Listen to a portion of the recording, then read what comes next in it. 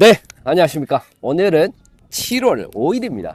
7월 5일, 일요일, 주일, 아침은 아니고 오늘 늦게 일어났습니다. 그래서 교회를 못 갔습니다. 죄송합니다. 아니, 죄송한 건 아니고, 어쨌든, 그렇지만 또 그 시간이 또 많이 남네요.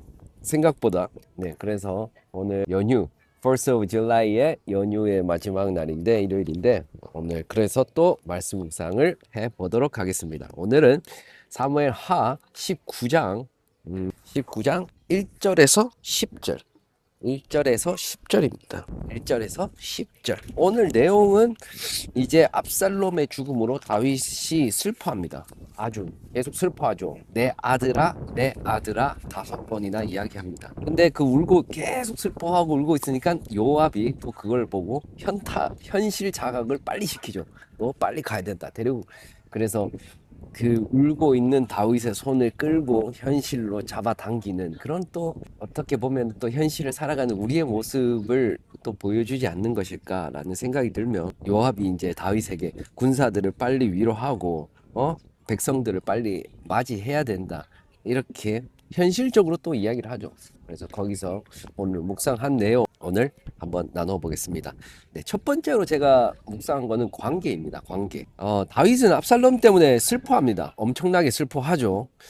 내 아들아, 내 아들아 5번을 이야기합니다. 그게 뭐 우리나라 말로 하면 뭐 아유 내 새끼, 아유 내 새끼, 뭐 이런 것이겠죠. 그의 슬픔은 극에 달하고 그의 슬픔은 극에 달하고 또 주위에 여러 영향을 줄 정도로 극에 달합니다. 아주 슬퍼한다는 것이죠. 내 아들아를 5번이나 강조되었던 것이 성경에서 없을 정도로 그의 마음을 대변하게 되는 것입니다. 히브리어로 내 아들아라는 것은 베니라는 단어인데, 이것은 단지 아들만을 의미하지 않는다고 나와 있어요. 그것은 너는 여전히 나와 관계를 끊을 수 없는 존재다. 끊을 수 없는 존재다라는 것, 관계적인 의미가 담겨 있다고 합니다. 그러니까 이제 압살롬이 그냥 죽었다고 해서 그냥 끝나는 것이 아니고, 그냥 그런 의미를 계속해서 가진다는 것이죠. 그냥 너는 나와 끊을 수 없는 존재다. 그것이 다윗의 그런 어떤 마음에 가지고 있는 그런 슬픔이었죠. 죽음으로 모든 상황들이 종료된 것 같지만 이러한 관계는 끊어지지 않았음을 의미합니다.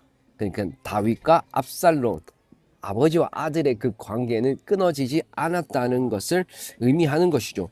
그러나 그것은 살아있을 때 유효한 것입니다.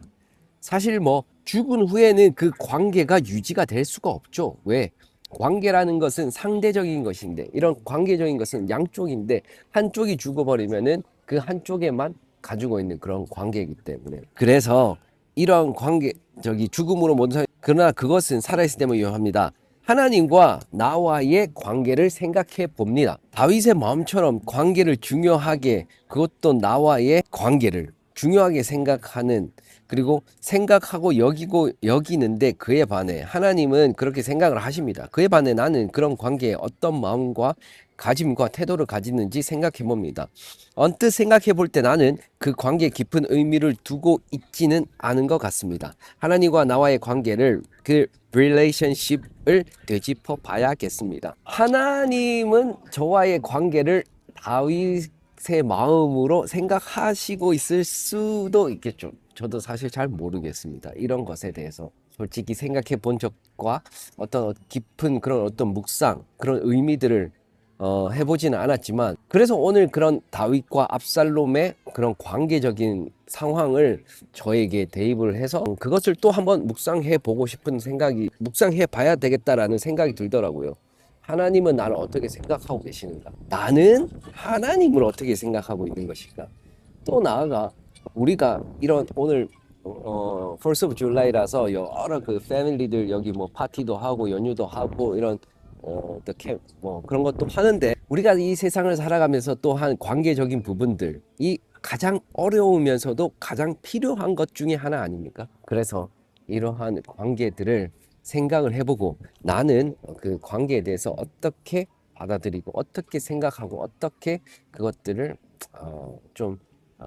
내 삶에서 의미를 두고 있는 것인가, 그리고 그 관계를 짚어볼 것인가 라는 것을 오늘 묵상을 해보고 또 되짚어보는 시간이었습니다. 두 번째는 어쩔 수 없이 현실로 끌려오는 다윗, 그것을 묵상하게 됐습니다. 다윗을 보면은 지금 오늘 말씀 5절에 요압은 다윗이 슬픔에 잠겨 있는 것에 못마땅해 합니다. 그렇게 하는 것이 좋지 않다고 조언을 하죠. 더 나아가서 5절에 보시면은 7절에 보시면은 왕이 젊었을 때부터 지금까지 당하신 모든 화보다 더욱 심하게 당하리라. 이건 거의 협박 수준이죠. 너 그렇게 하지 않으면 더 힘들어진다. 이제 빨리 해서 빨리 해가지고 가야 된다. 빨리. 현실로 끌어당기는 요압의 모습. 사실은 요압은 다윗의 또 다른 자아상입니다. 그러니까 또 다른 내면의 다윗이죠. 그래서 이제까지 그가 온 것도 어떻게 보면은 요압 때문이지만, 저번에 계속해서 말씀드린 요압은 가장 유능한 존재이고, 그리고 가장 필요한 존재이고, 또 요압은 가장 어떻게 보면은 다윗입니다. 그냥 다윗이에요. 슬프지만은. 그래서 어찌 됐건 다시 요압은 다시 다윗을 다시 현실로 돌아와 빨리 살아가게 합니다. 그 모든 것을 잊어버리게 하고, 그래서 몸과 마음, 정신을 현실과 달리게끔, 현실을 다시금 이렇게 달리게끔 만드는 것이 요압의 역할이었습니다. 굉장히 현실적인 존재였죠. 그래서 7절에 보면 다윗에게 위협의 말을까지 서심없이 하고 던지고 이제까지 당한 화보다 더욱 심하게 달리려고 말합니다. 다윗은 울고 싶고 압살롬을 기리고 싶고 그리워하고 싶고 멈춰서 생각하고 싶지만 요압은 그것을 가만두지 않죠. 요압은 다윗의 팔을 잡아당기며 끌고 다시 현실로 돌아옵니다. 라빠의 전쟁에서도 그렇죠. 라빠의 전쟁. 이제 그 상황이 마무리되고 다윗에게 빨리 와서 왕이 이거 정리해서 이제 사람들에게 사람들에게 다시 이거 인정을 받고 신뢰를 받아야 된다. 지금 정신 차려야 된다. 라고 현실적으로 조언하는 요압을 그때도 보지만 지금도 우리는 그런 요압을 또 찾죠. 슬픔과 아픔과 상처를 가슴에 묻은 채로 요압은 제거할 수 없는 다윗의 또 다른 자아입니다. 이것을 내 인생에서 제거할 수 있을까요? 내 인생에 있는 요압을 제거할 수 있을까요? 아니면 있다는 것을 인지하고 평생 함께 가야 하는 겁니까? 이것을 나에게서부터 없애야 할 존재입니까? 아니면 반드시 필요한 존재일까요? 이런 것들을 오늘 이렇게 말씀을 묵상하면서 다시금 요압에 대한 존재, 사실 다윗을 생각하면서 요압을 더욱더 많이 묵상하게 되는 시간이었습니다. 사실은 요압을 선택할 것인가, 하나님을 선택할 것인가, 요압을 내면에 둘 것인가, 하나님을 내면에 둘 것인가, 이런 어떤 선택적인 옵션을, 선택적인 상황, 선택적인 어떤 질문들을 하게 되는 오늘 말씀이었습니다.